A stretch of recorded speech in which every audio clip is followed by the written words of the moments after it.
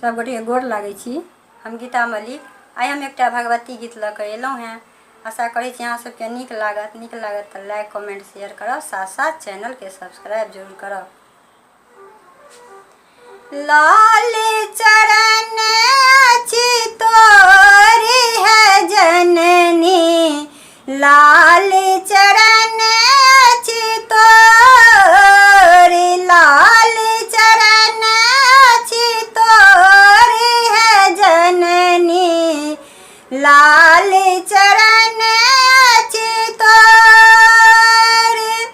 कोने रंग ओढ़न, कोने रंग पहिरन, कोने रंग ओढ़न, कोने रंग पहिरन, कोने टंगल सिर मोर है जननी, कोने टंगल सिर मोर है जननी, लाल चरण अछि तोर, लाल चरण अछि तोर है जननी, लाल चरण अछि तोर।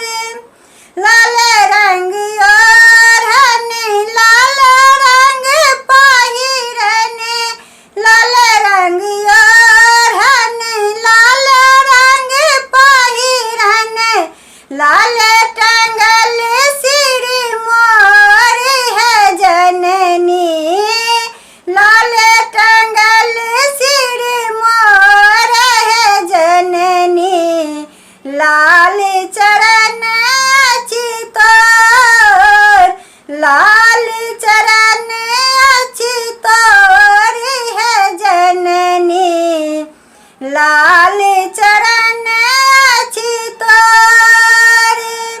कोने फूल ओढ़न, कोने फूल पहिरन, कोने फूल ओढ़न, कोने फूल पहिरन, कोने फूल मैया के श्रृंगार है जननी, कोने फूल मैया के श्रृंगार है जननी, लाल चरण अछि तोर, लाल चरण अछि तोर है जननी, लाल चरण अछि तोर।